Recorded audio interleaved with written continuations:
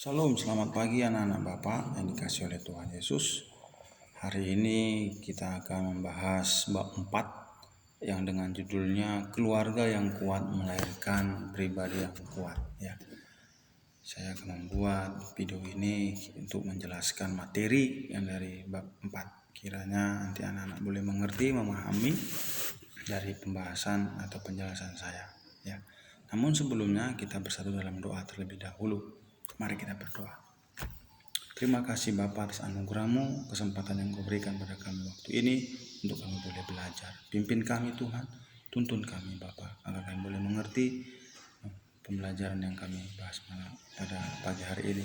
Terpuji Engkau Allah kami dalam nama Tuhan Yesus. Amin. Ya baik anak-anak, bisa kita lihat buku dari halaman 31, buku kelas 11 ya. Pendidikan Agama Kristen dan Budi Pekerti edisi revisi 2017 ya. Keluarga yang kuat melahirkan pribadi yang kuat ya. Itu sudah barang tentu, itu sudah pasti ya. Hukum itu sudah suatu hukum yang ketetapan ya, berbanding lurus namanya ya. Pohon yang baik akan menghasilkan buah yang baik ya.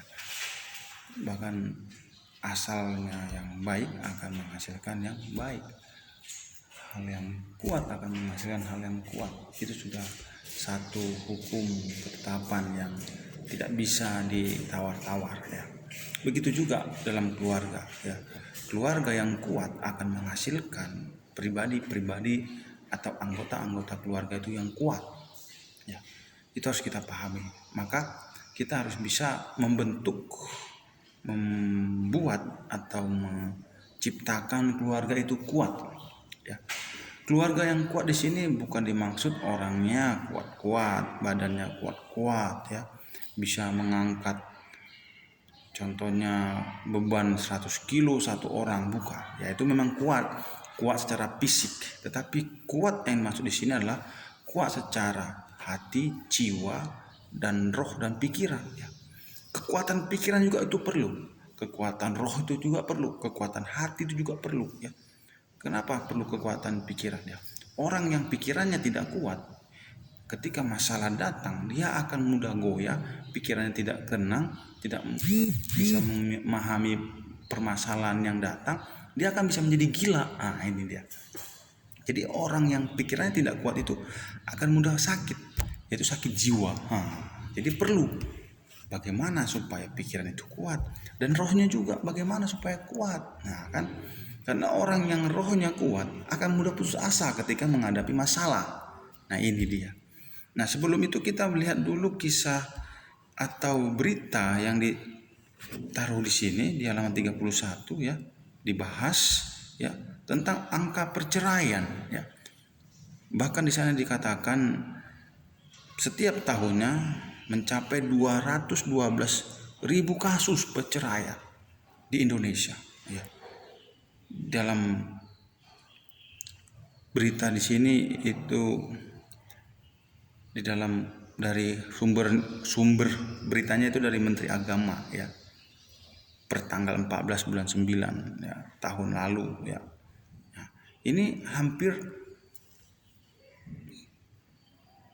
dikatakan 80%, mencapai 80%. Waduh, sangat tinggi angka perceraian di kota Jakarta ya. Karena kebetulan ini dalam 31 itu beritanya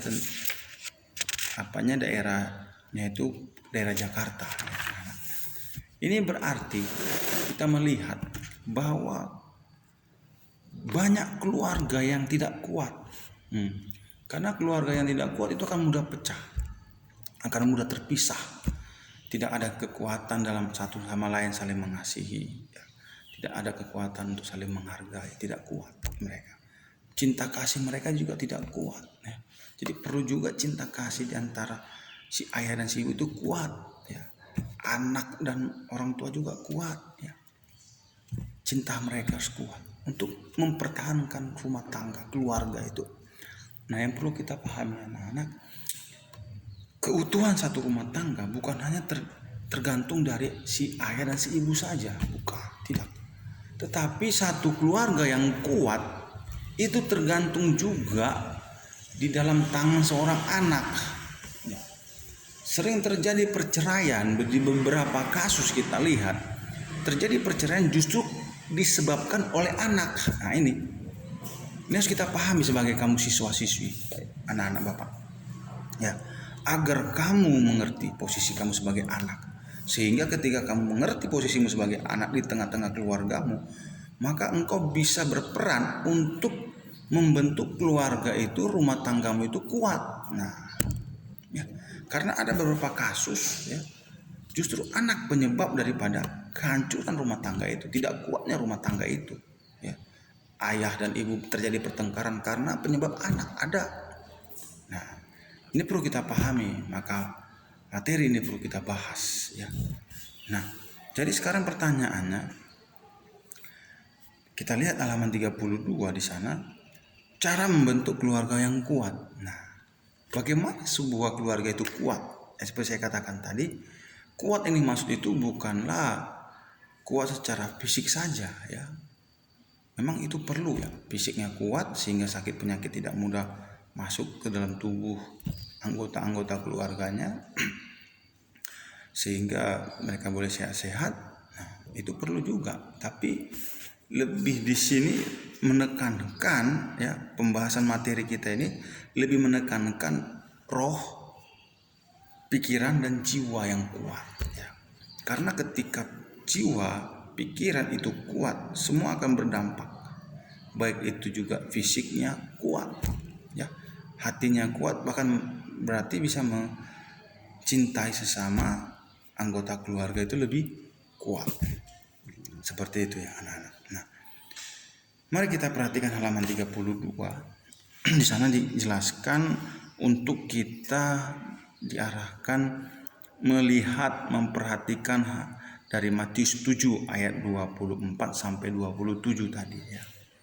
Di situ kita akan melihat bagaimana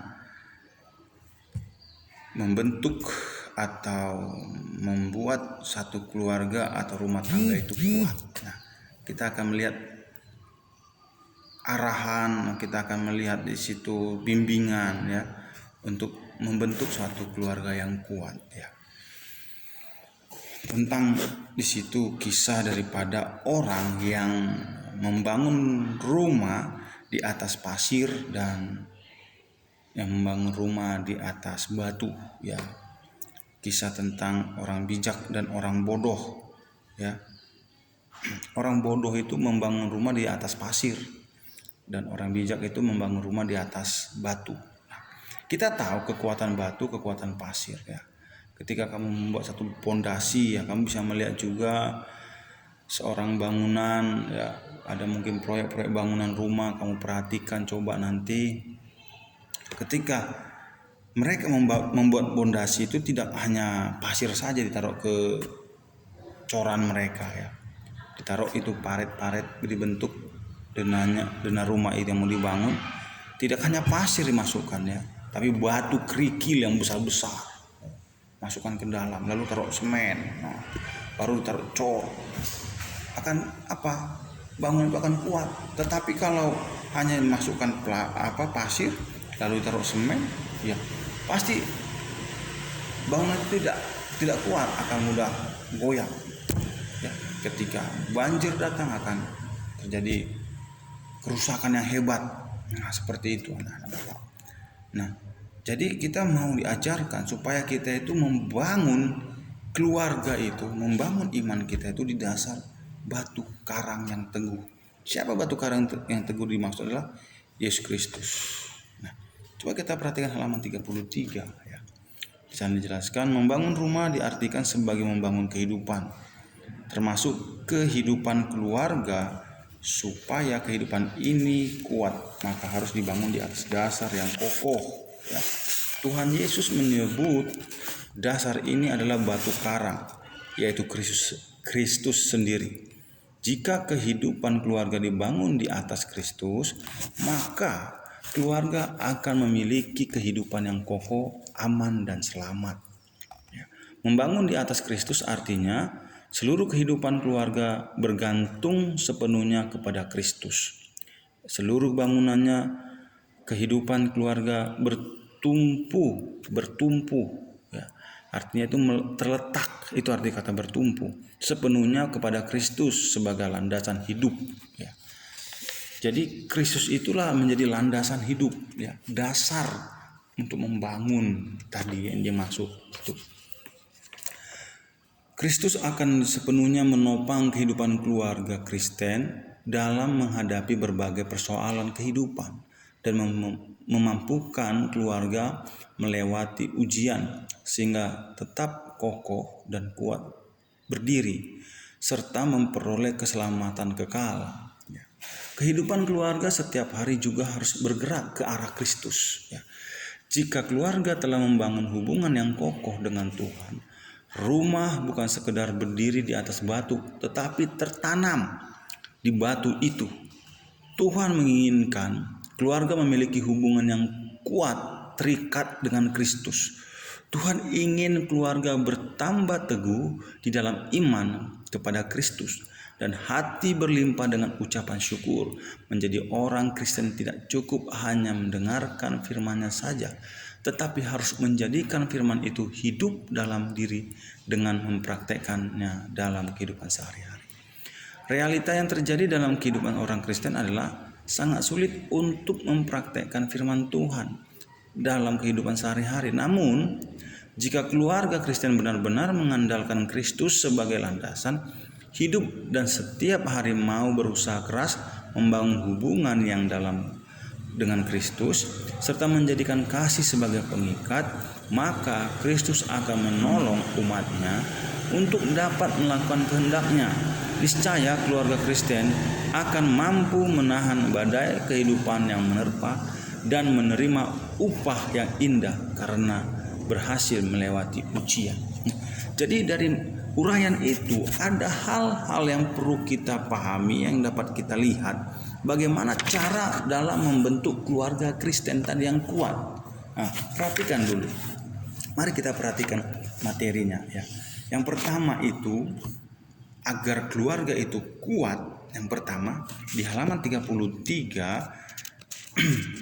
di situ dia paragraf pertama di samping gambar, jika kehidupan keluarga dibangun di atas Kristus, ya. Jadi rumah tangga itu dibangun di atas Kristus, ya. Berarti Kristus sebagai dasar, ya, untuk membangun rumah tangga itu. Artinya setiap tindakan, setiap perbuatan dalam keluarga itu harus berdasarkan ajaran-ajaran Kristus. Itu yang pertama. Yang kedua, langsung kita perhatikan halaman 34, agar keluarga itu menjadi keluarga yang kuat, menjadikan firman itu hidup dalam diri dengan mempraktekkannya dalam kehidupan sehari-hari. Yang kedua itu mempraktekkan firman Tuhan, melakukan.